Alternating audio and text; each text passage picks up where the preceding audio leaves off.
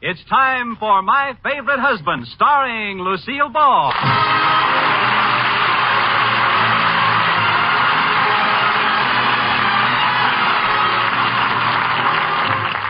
Yes, it's the Gay Family series starring Lucille Ball with Richard Denning as Liz and George Cooper. Two people who live together and like it.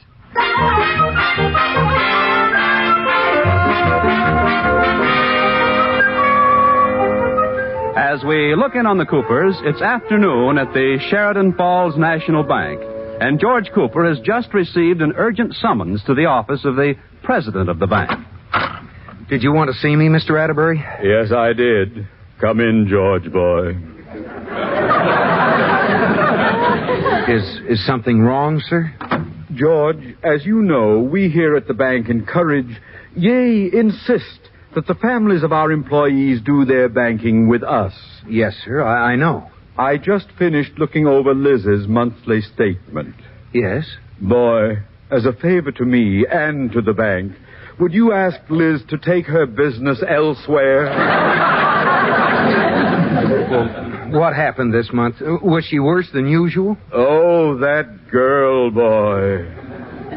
Thanks to her, 3 tellers were here all night. Oh, gee, I'm sorry. Well, I'll have to apologize to them. It's too late. 2 of them quit this morning, and the other one's sitting numbly at his desk and doesn't seem to recognize any of it. Well, just exactly what did she do? Well, it's hard to know where to start. Look at this check. If I can believe what I read, it's dated the 19th of Octopus. And it's payable to the Shimeon Phil's Gas Corn-Fed. That's the Sheridan Falls Gas Company. Oh. Well, you've had more practice interpreting her writing than I have. Look at that signature. Mrs. Garage Cowpen. I'm sorry, Mr. Atterbury. Maybe I can get her to write better. Well, try, boy.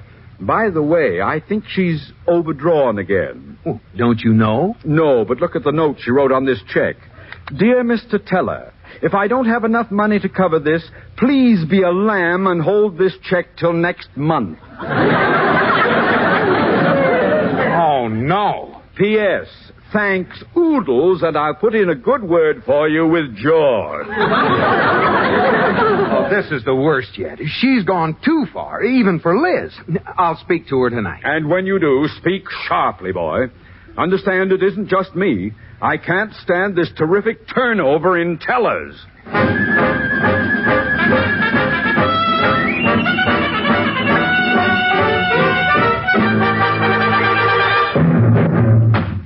Liz, where are you? Oh, hi, George. How's my little husband? Sit down. Your little husband wants to talk to you. Well, apparently you got up on the wrong side of the vault. Never mind being smart. Liz, what you've done is unforgivable. Why, that dirty fibber of a garage mechanic. He promised he wouldn't tell you I had that fender fixed. What fender? Oh, me and my big mouth. We'll settle the fender later. But right now, I want to talk to you about your bank account. It's in a terrific shape. Now, what have you got to say about it? Oh, that's what you always say. Oh. Now, we'll figure this out, Liz. Dry your eyes. Come on. Oh, I didn't get to the tears yet.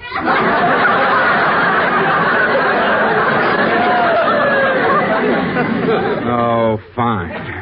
Well, get your checkbook and let's look at it. All right, it's here in the desk. Here. Now, Liz, I deposit so much money to your account each month to run the house. Yes, sir. If you keep track every time you write a check, you should know how much money you have left in the bank at the end of the month. You'd think so, wouldn't you? Well, let's take a look at it.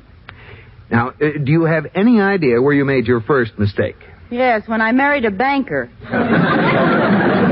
I'd known I'd get an answer like that. Now, here. You made a mistake right here on the first stub. You wrote a check for $2 for an elderly gazelle. Let me see that. That's Evening Gazelle. A Gazette. Oh. Well, anyway, you made a deposit the same day and added it up wrong. I did? Yes. 9 and 9 do not make 17. Since when? They never have. Oh, look, Liz. Just out of curiosity, how do you add 9 and 9 to make 17? Well, George, I used a simple shortcut. You see, 9s are pretty big numbers, so I always break them up into little chunks of 3s. 3 is such a nice number. I've always liked 3. Yeah, well, now I take 2 of the 3s of each of the 9s. I can handle 3s. Then I add each set of 2 3s, which comes out 6, times 2, which is 12. Now I have 12 with 2 3s I haven't even used yet.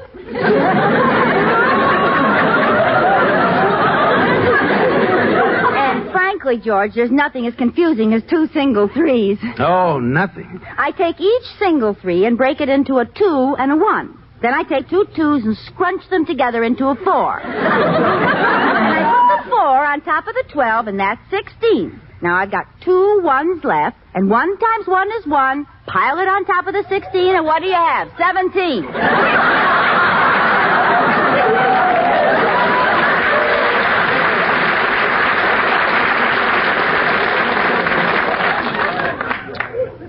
A simple shortcut. Yeah.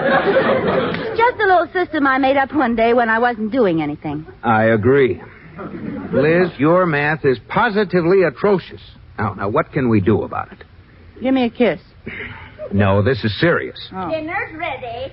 If you come up next month overdrawn again, Mr. Atterbury will... Dinner's ready. Let's go eat. Well, now, just a minute. It's only 5:30. I won't be hungry for an hour. Well, I know, but Katie has to fix dinner early tonight so she can get to night school on time. Night school? Yes, you know, night school. It's like day school, only darker. I am familiar with the institution. It's one of Mr. Atterbury's pet projects. Oh? But my stomach is used to eating at 6:30. Well, I promised Katie she could go so your stomach can just take dinner and lump it. That's what I'm afraid of. Dinner's on the table, Mrs. Cooper. We're coming, Katie. I hope you don't mind eating early on account of me, Mr. Cooper. No, I guess not, Katie. Yeah?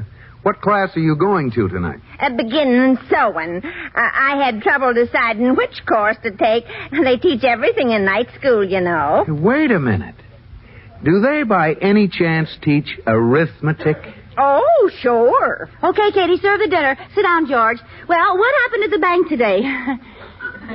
George, what are you looking at me like that for? Liz, you're going to night school with Katie. Oh, George, I took mathematics in school once. Well, honey, you may have been exposed to it, but it didn't take. Maybe I'm immune.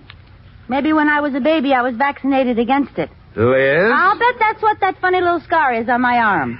Liz, you're going. It'll be good for you, and Mr. Atterbury will be delighted. After all, you owe him something for all the trouble you caused him at the bank. Wouldn't it be easier just to give him a quart of blood? Now, Liz, all right, George, I'll go. Katie, it looks like you have yourself a little school chum.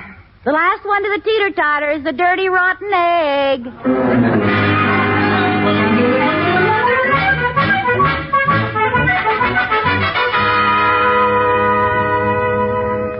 Well, Liz, what'll we do tonight?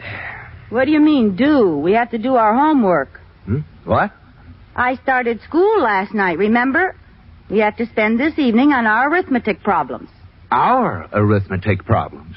Well, George, you got me into this. I thought we'd do them together. Oh. I'll read you the problems, and you give me the answers. I have a better way of doing them together. I'll read you the problems, and you give me the answers. Well, if you want to do it the hard way. Here, we're supposed to do problems 1 to 10. Okay. Are you ready? Ready? First problem. Mary has 8 apples, and Susan has 5 apples. Susan gives her 5 to Mary. How many apples does Mary have?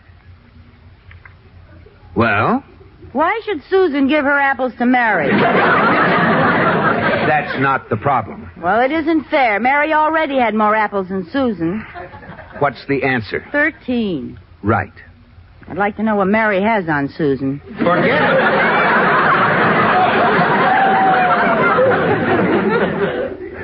Next problem. If Mary has 12 candies and Susan gives her 4 candies... There she goes again. Liz? You asked me, Susan's being blackmailed. Never mind. Ooh.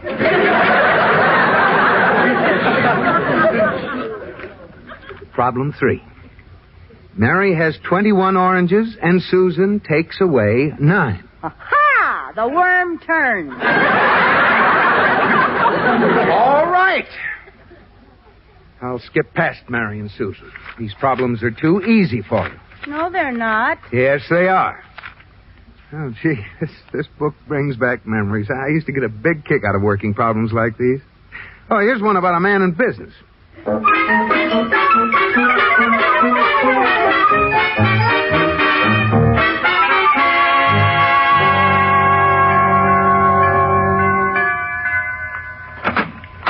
Mr. Atterbury. George, boy. Come on in. Thanks. Where's Liz? Oh, she's at night school. Oh, that's right. I keep forgetting. Seems so incredible that Liz could be learning anything. Well, she's taking it very seriously. I'm proud of her. I really am, too, boy. You know how I feel about night school. I'm judging their contest tomorrow night, you know. What contest? Oh, didn't I tell you? It's a contest between the best math student of the Sheridan Falls Night School and the best one from the West Newton Night School. I'm supposed to call the high school and find out who the contestant from Sheridan Falls is. Oh, go ahead. Oh, thank you.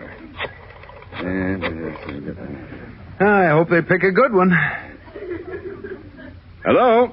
Give me the principal's office, please. I'm especially interested in this contestant because my good friend Ed Troup is head of the West Newton Board of Education. Now, I'll never hear the end of it if I lose. Excuse me. Hello? This is Rudolph Atterbury speaking. Have you the name of our math champion? Good. Take this down, George. Liz Cooper. L-I-Z... Liz Cooper! Oh, no, it couldn't be Liz Cooper. I can only hope we have a bad connection. Hello. Would you repeat the name, please? Slowly? Oh, Gad. Spell it out. L-I-Z, Liz, C-O-O, Cooper. Thank you. Goodbye. Oh, there she is. Oh, hi, dear. Oh, hi, Mr. Atterbury. Liz, we want to ask you something. Yes. Did anything unusual happen in school tonight? Said he, clinging to a vain hope that someone had set fire to the teacher. No, we were assigned our lockers. I was chosen to represent the night school in a math contest tomorrow. We got some new erasers. Nothing unusual. What's new with you? Nothing? How in the world did they happen to select you? How could a thing like that possibly happen? Don't bug your eyes at me, George Cooper. I'm only in this contest thanks to you. Thanks to who? Thanks to George. Thanks to me. Thanks to him? Well, that covers the ground pretty thoroughly. George's fault. Now, what do you mean by that? Why didn't you tell me you worked all the problems in my book? I handed it in and they thought I was a mathematical genius. George, you idiot! I don't see why you're so mad, Mr. Atterbury. Oh, you don't. I'm judging the contest. Oh. And it's going to be just peachy to have my vice president's wife up there not being able to add 2 and 2. 4. Well. I can go higher than that. 3 and 3 are 6, and 4 and 4 are 8. Oh, and 5 shut up! Well, I was only trying Oh, to now, help. wait, everybody. Let's not lose our heads. There must be some way out of this. We'll tell them Liz can't do it, and they can select someone else. Oh, fine idea. Now, let's see. Liz couldn't be there if something happened to her, like, a broken leg. Don't you look at me like that, Mr. Atterbury. Come back here, Liz. Ah! If you touch me, I'll tell everybody. You won't get away with it. You'll fry for this. Leave me alone. Leave me alone. No one's touching you.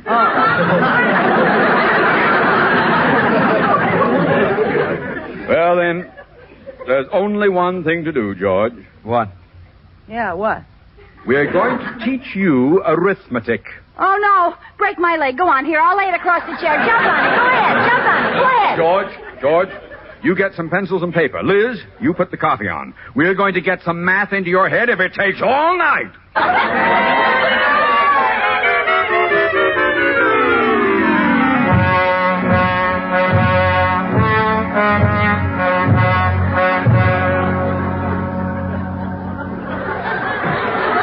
Now, Liz, the contest will start any minute. Are you all set? Liz, snap out of it. Are you still sleepy? No, I'm raring to go. Well, courage, girl. We are ready to start, Mr. Atterbury. We'll be right there. I'll be down in the front row pulling for you, Liz. Good luck. Thanks, dear. All right, now come out on the stage. Ladies and gentlemen, before we start our little contest, I'd like to introduce some of the people up here on the stage. First, the head of the Board of Education of West Newton, my good friend, Ed Trout. Thank you, Rudolph. And now our contestants. From West Newton, Mr. Richard Hill. Thank you. And the contestant from Sheridan Falls, Mrs. George Cooper. Liz. 65. Susan has 4. Oh. Now, if the contestants are ready, we'll start the contest. We'll start with some geometry. The first problem goes to Mr. Hill. Give me the theory of Pythagoras. The square of the hypotenuse of a right triangle is equivalent to the sum of the squares of the other two sides. Right.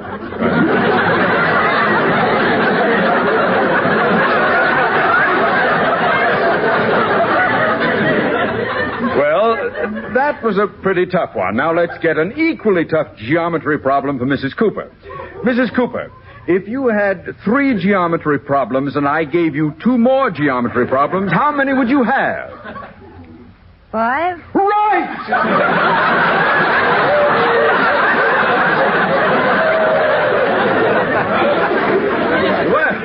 Well. Apparently...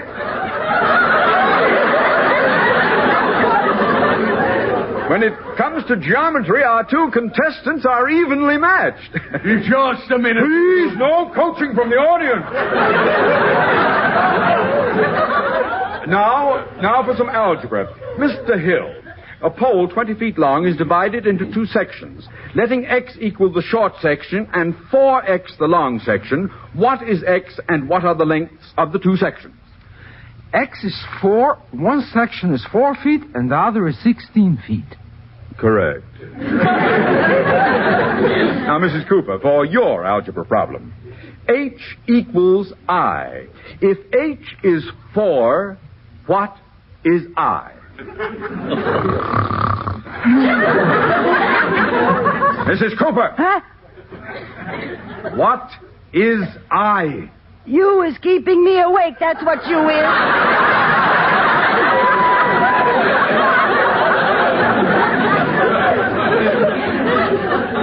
This is no time to go to sleep. Well, you kept me up all night coaching me. Hold it there! Just a minute, Rudolph. Mrs. Cooper, did you know Mr. Atterbury before this contest? Sure, he's my husband's boss. Aha! Trying to pull a fast one, eh, Rudolph? Oh, you don't understand, eh? I understand enough. I think we'd better have an impartial judge giving the questions. Well, all right. But who'll it be? Me. Okay. And I'll see that Mrs. Cooper doesn't get all the easy ones. Oh, dear. There's a seat here by me, Mr. Atterbury. Oh, very well. I'll be right there. And now we'll continue with the contest. George, boy, we'd better think of something or she's cooked. Oh, maybe we can throw her a cue. Here's your next question, Mr. Hill. How many sides does a pentagon have? 5. Correct. Now, Mrs. Cooper, how many sides does an octagon have? A what a gun? An octagon. I'm glad we ate before we came, aren't you, George? Huh? Oh, yes. That's the kind of food that you appreciate. Please, fellas, don't talk so loud. How can I think of the number? Liz, what do you think we were talking so loud for? 4? Oh, I get it. An octagon has 4 sides. Thanks, George. Wrong. What? Mrs. Cooper, you now have one wrong, and Mr. Hill is ahead. And we will please have no coaching from the audience. Yeah, they don't know the answers. Now, Mr. Hill, give me the answer to this problem. What is the square root of 225 plus 10 minus 1 plus the square root of 36 plus 2? 33. Oh, I'm sorry. I'll give the same question to Mrs. Cooper. Mrs. Cooper, what is the square root of 225 plus 10 minus 1 plus the square root of 36 plus 2? Oh, sure. The answer is 32. Oh, that's Liz's age. Good. Act your age, Liz. Huh? Oh, 22. Oh, I forgot. She's a woman. Act your age in 10 years. 26? No, you idiot! 32! Right! Now, Mr. Hill has missed one, Mrs. Cooper has missed one, and Mr. Atterbury hasn't missed any.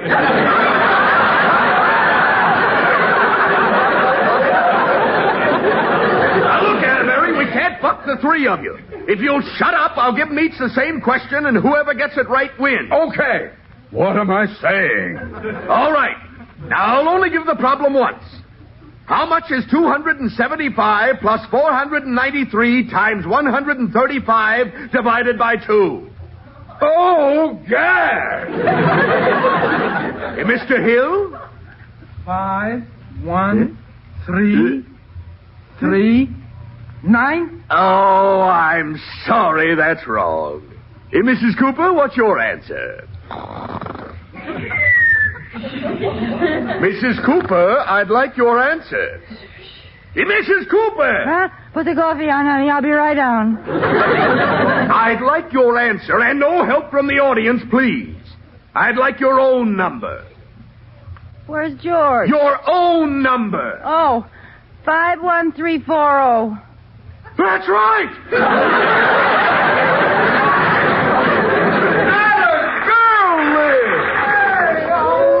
Honey, congratulations. I knew you could do it, girl. Huh? Do what? You won. You won the contest. Who, me? Liz, I owe you an apology. I gave up all hope when he insisted you give him your own number. Own number? I thought he said phone number.